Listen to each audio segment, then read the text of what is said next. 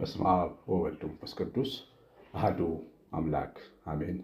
የተወዳችሁና የተባረካችሁ ብሩካን የእግዚአብሔር ልጆች በእግዚአብሔር የተወደዳችሁ በሕያው አምላካችን በቅዱስ ሐሳቡ የተጠራችሁ ሁላችሁ እንደምን ቆያችሁ? ሁሉን የሚችል አምላክ ጌታ ስሙ የተወደደና የተመሰገነ ይሁን። የእግዚአብሔር ልጆች በአጋፔ ቤተሰቦች የምንረዳቸው ቤተሰቦች አሉ። ወላጅ እናት ሆና ልጆቿን ብቻ የምታሳድግ እርዳታ የሚያስፈልጋት እናት፣ ባል የሌላት ወይ ባል የሞተባት እናት እናገለግላለን። ወደ 305 ቤተሰቦች ደርሰናል። 3 እናቶች አሉን። አሁንም ድጋፍ የሚፈልጉ ለአንድ ቤተሰብ 50 ሺህ ብር በዓመት መክፈል ከተቻለ አንድ እናት ለልጇ ምሳቃ መቋጠር እንድትችል በአቅሟ ልክ ያግዛታል። ይህንን ፕሮግራም መካፈል መሳተፍ የምትፈልጉ 9114138 ስልኬ ላይ የምታምሩልኝ ቴሌግራም፣ ዋትሳፕ፣ ቫይበር ላይ አለው። እግዚአብሔር ዘራችሁን ይባርክ። በእግዚአብሔር ፊት ነፍሴን አፈሳለሁ የትምህርታችን ርዕስ ነው።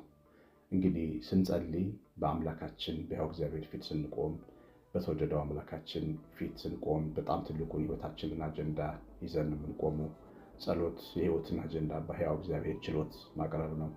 ከአምላካችን ጋር በፍቅር መገናኘት ነው። መንፈሳችንና እግዚአብሔር አብረው የሚካረሙበት የሚሰነብቱበት፣ እኛ ስልኮቻችን ቻርጅ ሲደረጉ ከስልክ ቻርጀሩ ጋር ኃይልን ሲገናኙ ኃይል እንደሚቀበሉ ኃይልን ተቀብለን የምንመለስበት ጊዜ ነው።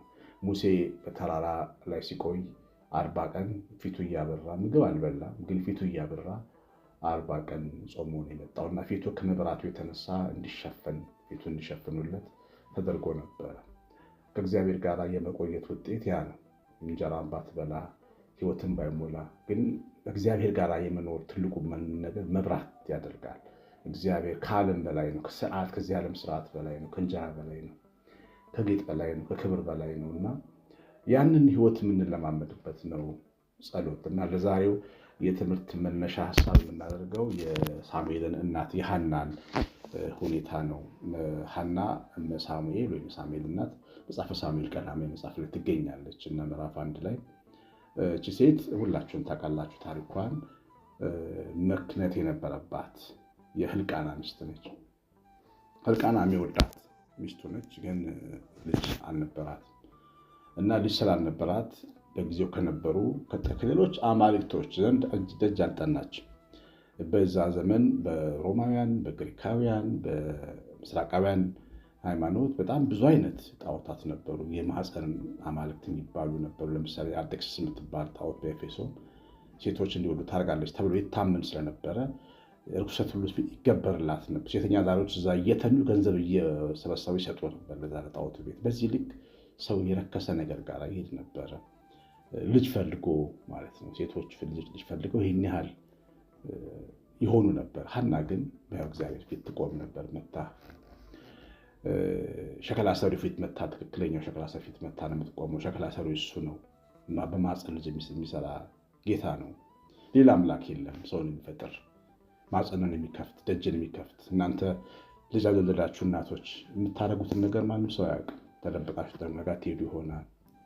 ደብተራ ጋር ትሄዱ ይሆናል። ተጠንቀቁ። የማህፀን በር የሚከፍት መድኃኒዓለም ብቻ ነው።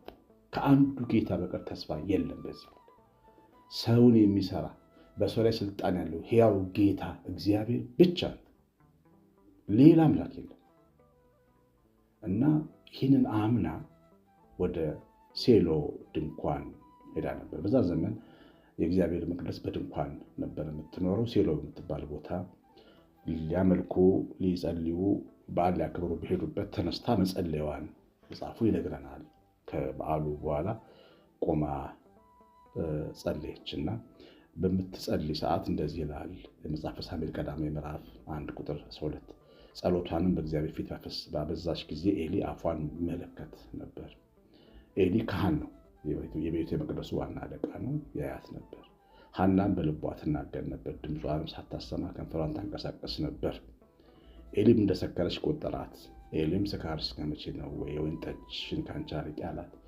አንዳንዴ ምዕመናን ከካህናት ይበልጣሉ። በሕይወታቸው፣ በብርታታቸው፣ በእምነታቸው ከካህኑ ሊበልጡ ይችላሉ። ካህኑ ማይረዳቸው ለዚህ ነው። ልጅ ሴት እየጸለች እንደሆነ መረዳት ነበረበት። ሰካራምና ጸሎተኛ መለየት ነበረበት። የሚጸልይ ሰው አለመሆኑን ነው የሚያሳየው። ጸሎተኛ ሰዎች ግን ነገር የባሳቸው ወደ ባሳቸው ሰዎች ግን ይገባቸዋል። የሰው ችግር ይገባቸዋል። ያሳዝናሉ። የማያሳዝኑ ሰዎች ቤተክርስቲያን ውስጥ አሉ። ምን ብለው መጥተው የሚሰቀሰቁ ሰዎች አሉ። እና አንድ ጊዜ ቤተክርስቲያን ጠዋት አዲስ አበባ ጠዋት ነው። ያው ለምሳሌ ስላሴ ከሆነ ስላሴ ጠዋት ነው ጉባኤ የሚደረገው ብዙ ሰው ስለሚመጣ አንድ ዛሬ ጉባኤ ላይ ተገኝቼ ነውና ተቀምጫለሁ። መድረኩ ላይ ወደ ምሕረቱ ላይ አንድ ሰው መጣ። ጎልማሳ ሰው ነው። ውድቅ አለ ፊት ለፊታችን። ተንሰቀሰቀ። በቃ ተንሰቀሰቀ። ረዥም ሰዓት ምንም አላልነው። እኔ እንደውም መዝሙር ልዘምር ይገርማችኋል። ተነስቼ መዝሙር ልዘምር የተዘጋጀው ነው። ይህን ሰው እየሰመለከተው ቀየረ መንፈስ ይበል። እምባዬን ካይን ያበሰ ሰባራ ልቤን ፈወሰ እሳቱን ውሃ አድርጎ ሁሉን አርጎ ለበጎ ብዬ ዘመርኩ። ይህ ሰው የጸሎት መልስ ሊሆን ይችላል። እግዚአብሔር ያዘዘኝ ሊሆን ይችላል። እምባህን አብሼልሃለሁ፣ ሰባራ ልብን ፈውሼልሃለሁ፣ እሳትንም ውሃ አድርጌልሃለሁ እያለው ሊሆን ይችላል። እንደዚህ ነው እግዚአብሔር ሰውን የሚናገረው። ሊገርማችሁና እንደዚህ አይነት ሰው ሲጸልይ ስታዩት ምንድን ነው የምታለቅሰው? ሄደህ ለቅሶ ቤት አታለቅስም ብትሉት እናንተ ልክ አይደላችሁ፣ ጸልያችሁ አታውቁም ማለት ነው። እና ኤሊም እንደዚህ ነው። ጸልዮ ባያውቅ ነው እንጂ ይህችን ሴት መረዳት ነበረበት። ሰካራም ነው የመሰለችው። እና ምንድን ነው ስካርሽን ካንቺ አርቄ አላት። ሐናም ጌታዊ አይደለም፣ እኔስ ልቧ ያዘነባት ሴት ነኝ። ጠጅና ሌላ የሚያሰክር ነገር አልጠጣሁም፣ ነገር ግን በእግዚአብሔር ፊት ነፍሴን አፈሰስኩ አለች። ሐና በእግዚአብሔር ፊት ነፍሷን ስላፈሰሰች ነው ሰካራም የመሰለችው እንጂ ጠጅ አልጠጣች፣ አልቀመሰች። ጠጅ የሚጠጣበት ባህል ነበር፣ አልጠጣችም። እሷ ነፍሷን በእግዚአብሔር ፊት አፈሰሰች፣ እግዚአብሔርንም አከበረች። ጠጥታ አልጸለይ አልመጣች። እና ጸሎት ነፍስን በእግዚአብሔር ፊት ማፍሰስ ነው። ጸሎት ምንድን ነው? ጸሎት ሂሳብ አይደለም ማለት የሆነ አቅጣጫ መስጠት አይደለም። አንዳንዴ ካድሬዎች አቅጣጫ እየሰጠን ነው፣ በዚህ ጉዳይ አቅጣጫ ሰጥተናል ይላሉ። ጸሎት ለእግዚአብሔር አቅጣጫ የምንሰጥበት መንገድ አይደለም። እንዴት እንደሚሰራ መመሪያ የምንሰጥበት መንገድ አይደለም። ጸሎት የእኛን ማስተዋል ለእግዚአብሔር የምናማክርበት መንገድ አይደለም። እንዲህ ብታረግና ብትረዳኝ ይሻላል የምንልበት ብልጣብልጥነት አይደለም። ሰው እግዚአብሔርና ችሎታውን ሳያምን መጸለይ የለበትም። በመጀመሪያ ለእግዚአብሔር መብት ሳይሰጥ መጸለይ የለበትም። መጸለይ ደግሞ ካለበት ራሱን ባዶ አድርጎ እንደ ሐና ነፍስ ማፍሰስ ነው። እንዴት እንደሚያድን እግዚአብሔር ያውቃል። እና እንደዚህ አድርጎ መጸለይ አለ። አንዳንዶቻችን ደግሞ የንስሐ ጸሎት እንጸልያለን ብለን እንመጣና እኔ እኮ ሳላስበው ነው ያጠፋሁት፣ ጌታ ሆይ አላሰብኩትም ነበረ፣ ያሳሳተኝ ወንድሜ ጓደኛዬ ነው፣ እሷ ልጅ ተሳሳተች፣ እንደዚህ ላረግ አስቤ አልነበረም፣ ይቅር በለኝ። ራስን እየጠበቁ ኩራትን እየጠበቁ በእግዚአብሔር ፊት መኩራት ተመልከቱ። ምንድን ነው በእግዚአብሔር ፊት መኩራት? በሕያው አምላካችን ሁላችን መዝገባችንን በሚያውቅ ራቆታችንን በሚያውቅ አምላክ ፊት መኩራት ምንድን ነው? እና ራሳችንን በቃ በጣም ትልቅ እናደርጋለን። በእግዚአብሔር በትህትና መጸለይ የለም። ያን ቀራጭ አታዩት? ጎንበስ ብሎ ቀና እንኳን ማለት አልፈለገም። ደረቱን እየደቅ እኔን ኃጢአተኛውን ቆሻሻውን ማረኝ፣ ቆሻሻ ነኝ ነው ማለት ያለብን። ያልፈቀድነው ኃጢአት በሕይወታችን አይሰራም። ታውቃለህ፣ ሰውም ያሳስተን ሰውም አያሳስተን። ያልፈቀድነውን ኃጢአት አንሰራም። ስለዚህ ስለፈቀድን ተዋርጄ ቆሽሼ አድፌ የሰራሁትን ኃጢአቴን ይቅር በለኝ፣ በፊት መቆም የማይገባኝ የሞተ ሰው ነኝ ማለት ነው የሚገባ። በእግዚአብሔር ፊት ራሳችንን ለማሽሞንሞን የምንሞክር ሰዎች እባካችሁ ነፍሳችንን ማፍሰስ ያስፈልጋል። በእግዚአብሔር ፊት መፍሰስ አለበት ነፍሳችን። በቃ እኔን የተቀበልከኝ ይገርመሃል፣ ይገርመኛል እኔ መቀበልህን ማለት ያለን በፊት መቆሜ ነው የሚገርመኝ ማለት ነው ያለን። ምንድነን እኛ ምንድነን? እንዴት በሕያው እግዚአብሔር ፊት እንዋሻለን? እና እግዚአብሔር ጸሎት ነፍስን ማፍሰስ ነው። ልጸልዩ ቤተክርስቲያን ስትሄዱ፣ ጸሎት ቤት ስትገቡ፣ ቤታችሁ ስትቆሙ ነፍሳችሁ እግዚአብሔር ጋር ስለመድረሱ እርግጠኛ ሁኑ። በከንቱ ዝም ብሎ እንዳይደክም፣ ዝም ብሎ ድካም እንዳይሆን፣ ዝም ብሎ ድካም እንዳይሆን ጥቂት ደቂቃ እንኳን ነፍሳችንና እግዚአብሔር መገናኘቷን ማረጋገጥ ያስፈልጋል። ነፍሳችን መፍሰስ አለባት፣ በፊቱ መፍሰስ አለባት፣ እንደ ውሃ መዘርገፍ አለበት። የኛ ነገር በፊቱ የሰራነው ነውር፣ የሰራነው ገበና። ይገርማችሁ አንዳንዴ ኃጢአትን መናገር ራሱ ያስጠላል፣ ይሰለቻል። የራስን ኃጢአት ራሱ መናገር ከአፋችን በተግባር የሰራነው ኃጢአት ከአፋችን መናገር እንዴት እንደሚሰለች እና እንደሚከብድ ንስሐ ስትገቡ ታውቃላችሁ። ንስሐ አባታችሁ ጋር ስትሄዱ አንዳንዴ በእግዚአብሔር ስትናገሩ ወይ እንዲህ አድርጌያለሁ ማለት በጣም ከባድ ነው። እሱ ሁሉ ግን መዘርገፍ ነው ያለበት። እናንተ ደካሞች፣ እናንተ ባለ ሸክሞች ኑ ወደ እኔ አሳርፋችኋለሁ። ሸክማችሁን ዘርግፉ ፊት ለፊቴ ነው። የመድኃኔዓለም ፊት የእኛ ሸክም መራገፊያ ነው። እኛ እንዴት እንደሚቀድሰን እሱ ያውቃል። ጸሎታችን የእውነት ነው። ምንፈልገውን ነገር በጓሮ መለመን፣ ቢያንስ እናቴን አስብልኝ ብሎ ለራስ እንጀራ ስጠኝ፣ ስራ ስጠኝ ለማለት እናትን መጠየቅ መጥራት አይገባም። እግዚአብሔር ለአንተም ያዝንልሃል፣ ለአንቺም ያዝንልሻል። ለእናትሽ ብቻ አይደለም የሚያዝነው። ቢያንስ እናቴን አስበህ ስራ አግኝልኝ ብሎ አይጸለይም።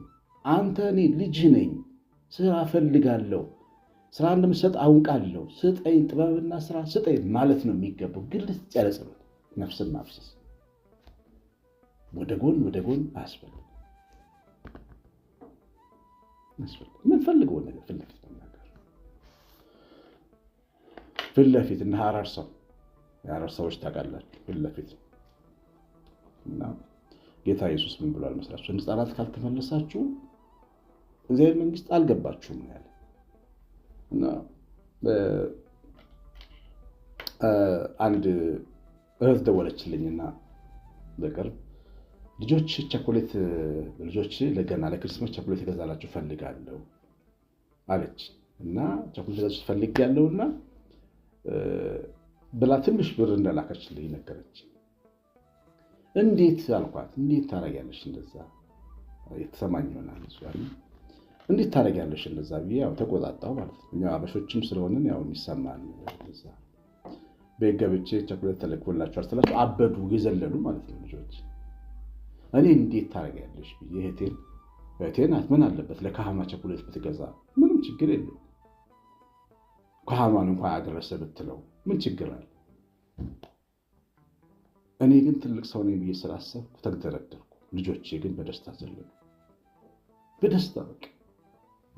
እና ብዙ ጊዜ እንደዚያ ነገር ያጋጥመኛል ከልጆቼ ጋር ሲሄድ እንጋብዛችሁ ምናምን ይላል ሰው ሆቴል። እኔ ደግሞ ራሳችን እሺ ይላሉ፣ እነሱ እሺ ይላሉ። እኔ ሳያስጨርሱ ማለት ነው። ትክክለኞቹ ግን እነሱ ናቸው። እንደ ሕፃናት ካልተመለሳችሁ ግልጽ መሆን ይፈልጋል እግዚአብሔር ራሱ። ልክ እንደ ልጆች ማለት ነው። ትክክለኛ የምንፈልገውን ነገር መናገር፣ ምንም እንዲህ ማለት አያስፈልግም። ነፍስን ማፍሰስ ያስፈልጋል። እግዚአብሔር የኛ ገበና ነው፣ የምስጢራችን አምላክ፣ የልባችን ጌታ። እንደ ሕፃናት ነው መሆን ያለብን በፊቱ። ይሁን ራሳችንን አስተካክለን አርመን ጥንቅቅ ብለን አይሰራም፣ እሱ አይሆንም። እና የሐና ጸሎት ተሰማ ነው። ከዛ በኋላ ወንድ ልጅ ወልዳ መጣ። የሚሰማ ጸሎት ነው። እንደዚህ አያችሁ፣ ራስን ሳያጸድቁ ራስን እንትን ሳያሉ ባይተዋር ሳያረጉ በፊቱ ራስን እንደ ትልቅ ሰው ቅድም እንዳልኩት የተደረደሩ የለም እንደሱ አይነት ሰዓት በሰማይ።